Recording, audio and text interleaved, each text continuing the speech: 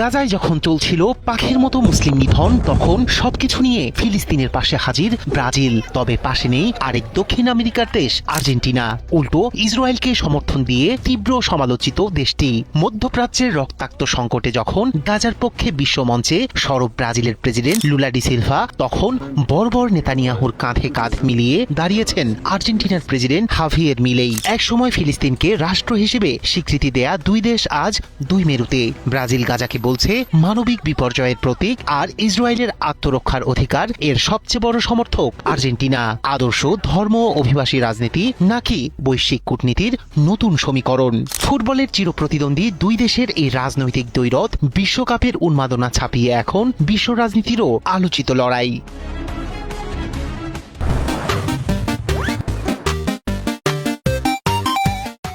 ফুটবলের মাঠে চিরপ্রতিদ্বন্দ্বী ব্রাজিল ও আর্জেন্টিনা, তবে বিশ্ব রাজনীতির মঞ্চেও এখন তারা অবস্থান করছে দুই বিপরীত মেরুতে। বিশেষ করে ফিলিস্তিন ইসরায়েল ইস্যুতে একেবারেই ভিন্ন মেরুতে দক্ষিণ আমেরিকার এই দুই শক্তিশালী দেশের অবস্থান।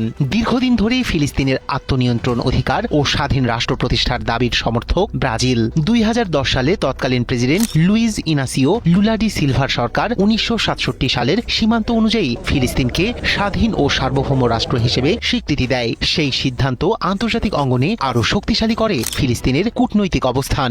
বর্তমান মেয়াদেও গাজা সংকট নিয়ে ইসরায়েলের বিরুদ্ধে কঠোর অবস্থান নিয়েছেন প্রেসিডেন্ট লুলা ডি সিলভা।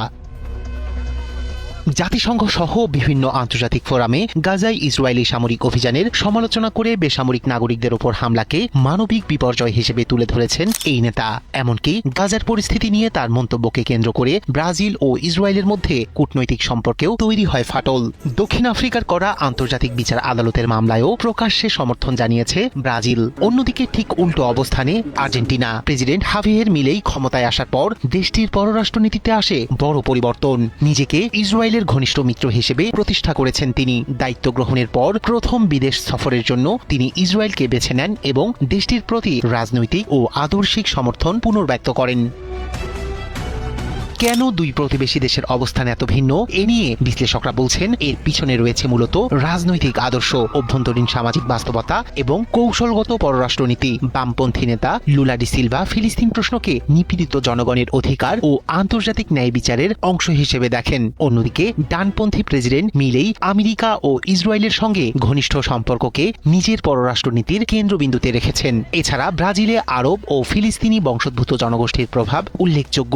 বিপরীতে আর্জেন্টিনায় রয়েছে লাতিন আমেরিকার অন্যতম বৃহৎ ইহুদি সম্প্রদায়, যা দেশটির সামাজিক ও রাজনৈতিক বাস্তবতায় গুরুত্বপূর্ণ ভূমিকা রাখে।